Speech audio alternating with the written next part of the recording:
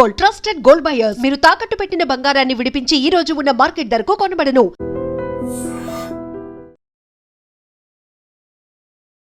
అమ్మేది, డాడీ, అమ్మమ్మ, నాని, కెమెరామెన్ మామయ్య ఏడి మామయ్య? అవునా, ఓకే.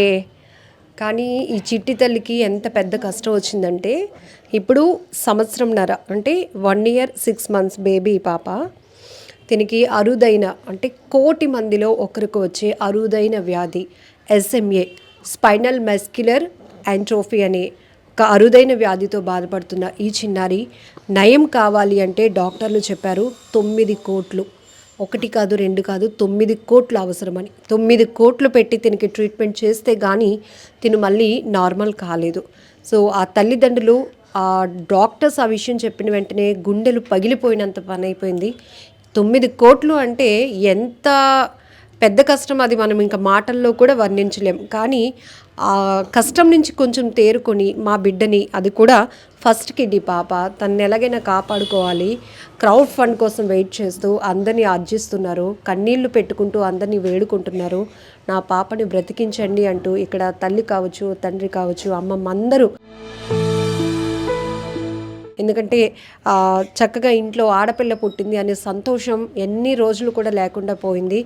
ఇంతకు ముందు వరకు జనరల్గా అందరూ పిల్లల్లాగే పాప అన్ని యాక్టివిటీ, ఫుల్ యాక్టివిటీ, ఎంత క్యూట్గా కనపడుతోంది కదా చేసేది. రాను రాను తను హెల్త్ విషయంలో కొంచెం చాలా చేంజెస్ వచ్చేసాయి. వాళ్ళకి అర్థం కాక డాక్టర్స్ దగ్గరికి వెళ్తే పాపలో ఏదో రాంగ్ జరుగుతోంది, ఎందుకంటే హెల్త్ ఐడెంటిఫికేషన్ చేయలేకపోయారు. ఆ తర్వాత హైదరాబాద్ లాంటి పెద్ద హాస్పిటల్కి వెళ్ళిన తర్వాత పాపకి SMA ఉందిమా, 9 కోట్లు ఖర్చు పెడితే కానీ పాపకి నయం కాదన్నారు. ఇప్పుడు ఈ పాప ఇంత క్యూట్గా చూస్తుంది కదా, కూర్చుంటే వణుకుపోతుంది అనమాట. అంటే కంటిన్యూగా వణికిపోతుంది, తనంతలు తను ఏది చేసుకోలేనటువంటి పరిస్థితి. అసలు ఏం జరిగింది పాపకి?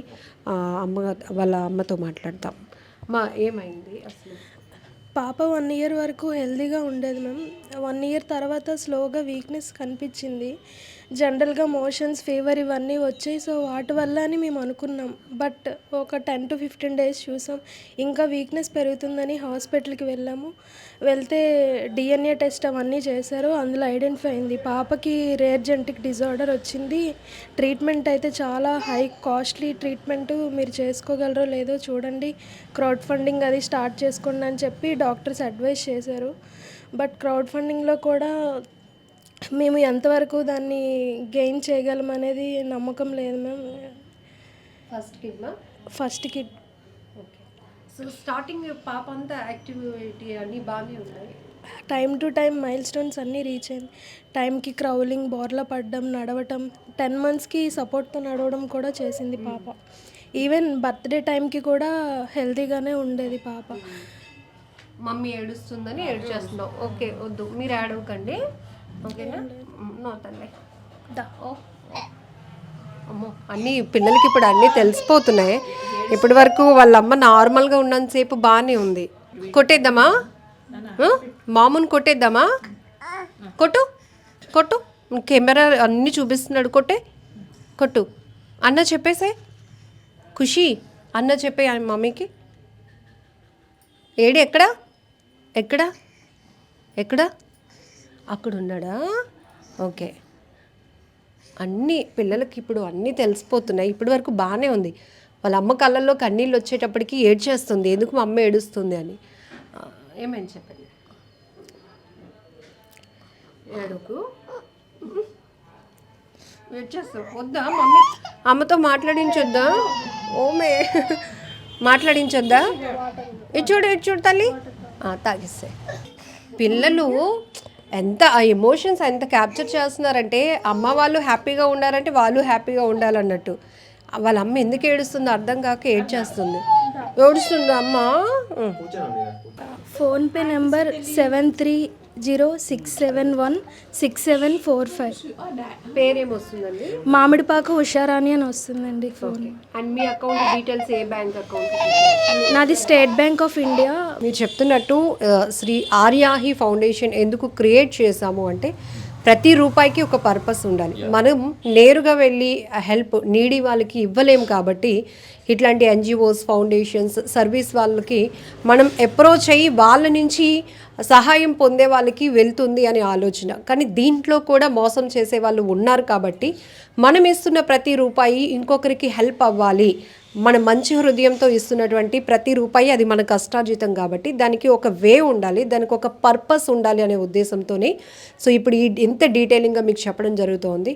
అసలు ఫౌండేషన్ క్రియేట్ చేయడానికి తనని కదిలించినటువంటి అంశాలు చాలానే ఉన్నాయి. అందులో వీళ్ళు అప్రోచ్ అవ్వడానికి కారణం కూడా ఇది వాళ్ళ వల్ల కానే కాదు. 9 కోట్లు అంటే మన వల్ల ఎవ్వరి వల్ల కాదు. ఎంత బాగా సెటిల్డ్ అయిన వాళ్ళ పరిస్థితి అయినా కూడా అంత ఈజీగా 9 కోట్లు పెట్టేసి ఆ పాపకి ఒక మెడికేషన్ ఇచ్చేసే అంత కెపాసిటీ ఎవరికి లేదు. సో వాళ్ళు క్రౌడ్ ఫండ్ని అప్రోచ్ అవుతున్నారు. ఎందుకంటే ఆ తల్లి కన్నీళ్లతో ఆర్జిస్తోంది, మీ అందరినీ వేడుకుంటుంది. ఎంతో కొంత మీకు తోచినటువంటి సహాయాన్ని మనస్ఫూర్తిగా ఇస్తే కనుక మా పాపను మేము కాపాడుకోగలుగుతాం. అది కూడా దేవుడిచ్చిన వరం. పిల్లలు పుట్టడం అంటేనే పెద్ద వరం. సో పిల్లలు పుట్టిన తర్వాత ఆ హ్యాపీనెస్ ఏంటంటే ప్రతి తల్లిదండ్రులకి, ఫ్యామిలీకి కూడా, ఈవెన్ అమ్మమ్మ తాతయ్యలకు కూడా ఆ పిల్లలే ప్రాణంగా బ్రతికేస్తూ ఉంటారు. అలాంటి పరిస్థితిలో ఆ పాప ప్రాణాలకే ప్రమాదంగా మారినటువంటి అరుదైన వ్యాధి వల్ల ఇప్పుడు ఆ కుటుంబం కుప్పకూలిపోయిందని చెప్పాలి. ఇంకా అంతకుమించి ఇంకొక మాట కూడా లేదు.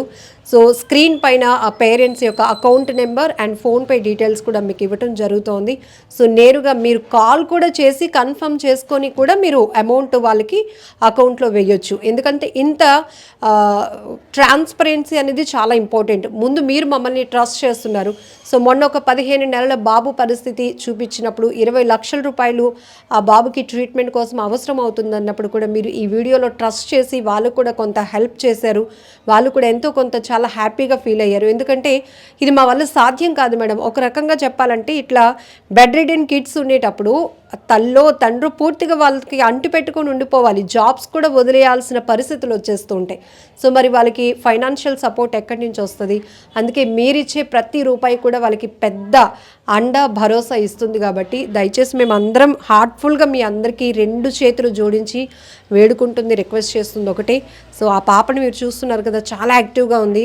వాళ్ళ అమ్మ కన్నీళ్ళు పెట్టుకుంటుంటే ఆ పాప కూడా బాగా ఏడ్చేస్తుంది. అంటే ఆ పాప ఉన్న యాక్టివ్నెస్లో తనంత హ్యాపీయెస్ట్ థింగ్స్ని రిసీవ్ చేసుకుంటుంది. అంత సెన్సిటివ్గా ఉన్నటువంటి ఈ పసిపాపని కాపాడాల్సినటువంటి బాధ్యతను కూడా మనం కూడా తీసుకుందాం. మంచి హృదయంతో మీరు కూడా రెస్పాండ్ అవుతారని హార్ట్ఫుల్గా కోరుకుంటున్నాం. మీడియా ఛానల్ వారికి, డాక్టర్ గారికి, డొనేషన్ తరపున వచ్చిన సార్ పేరు తెలీదు, అతనికి అందరికీ ధన్యవాదాలు చెప్తున్నాను. నా మనవరాలు నాయన చాలా బాధల్లో ఉన్నాం. మేము మధ్యతరగతి కుటుంబం, మాకు అంత ఆస్తి లేదు. ఆ బిడ్డకి 9 కోట్లు అంటే మేము ఎలా తాగలం నాయన? మీరందరూ దయ ఉంచి మాకు ఏదైనా సహాయం చేయండి. ఈ ఛానల్ ద్వారా మాకెంతో రుణం వచ్చేటట్టు చేయండి. ఈ ఛానలే మమ్మల్ని బ్రతికిస్తుంది. ఈ ఛానల్ ద్వారా మీరు వాళ్ళకి పంపినా పర్వాలేదు, మాకు పంపినా పర్వాలేదు, మీకు తోచినంత మీకు కృతజ్ఞతలు చెప్పుకున్నాం. మీకు మీ పిల్లలు చల్లగా ఉండాలి, మీ ఇల్లు చల్లగా ఉండాలి, మా బిడ్డ బాగుంటే అదే చాలు నాయన, మాకేటి వద్దు. చాలా యాక్టివ్గా ఉంది. పాప చాలా చురుకైన పాప. సంవత్సరంన్నర వరకు చాలా తిరిగి నడిగి పాకిరి అన్నీ చేసిన పిల్లకి సడన్గా పడిపోయింది. 9 కోట్లు అంటే మేము ఎక్కడ తాగలం నాయన? ఆలోచించండి ప్రజల్లారా, అందరూ కరుణించండి, అందరూ కాపాడండి తండ్రి. చిన్నవాళ్ళు, పెద్దవాళ్ళు, బిజినెస్ మ్యాన్లు, ఎమ్మెల్యేలు, ఎవరైనా ఎంపీలైనా సరే మీకు ధన్యవాదాలు చెప్తున్నాను. అటు నుండి కూడా పిఎం నుండి కానీ, సీఎం నుండి కానీ, గవర్నమెంట్ ద్వారా కానీ ఏ రకంగా అయినా మీకు తోచినంత నా మనుమనురాలు కాపాడండి తండ్రి. మీరే దిక్కు, మాకెవ్వరూ లేరు. మేము మధ్యతరగతిలో ఉన్నాం. ఆ పిల్ల ఆనందాన్ని తట్టుకోలేక వీళ్ళందరూ వచ్చి మమ్మల్ని కాపాడడానికి వచ్చారు. వీళ్ళ ద్వారా అయినా మీరు కరుణించండి. మాకు ఇందులో ఏ తప్పుగా స్వార్థం లేదు. కావాలంటే ఆ మెడిసిన్ తాలూకు అన్నీ చూసి మాకు ఇవ్వండి. అంతకు మించి మాకు తప్పకుండా అమ్మా. ఆ ముని మానవరాల కోసం ఈమె పడుతున్నటువంటి ఆ బాధ, ఆవేదన మనకు అర్థమవుతోంది. ఆ పెద్ద వయసులో కూడా 2 చేతులు ఎత్తి జోడించి మీ అందరినీ వేడుకుంటుంది. 9 కోట్లు అంటే మా వల్ల కాదు, మీరందరూ ముందుకు వస్తే అవుతుందేమో అని ఒక ఆశ.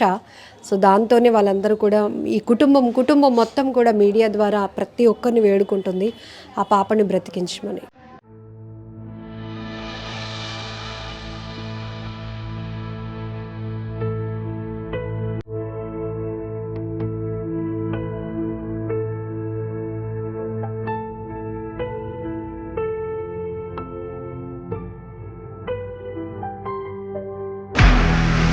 నిజంగా ప్రస్తుతం ఉన్నటువంటి సమాజం దేనికి ప్రయారిటీ ఇస్తుంది? ఆర్థిక సంబంధాల చుట్టూ మాత్రమే తిరుగుతోంది. మళ్ళీ ఎన్నికలంగానే చాలా విరక్తి కలుగుతాం.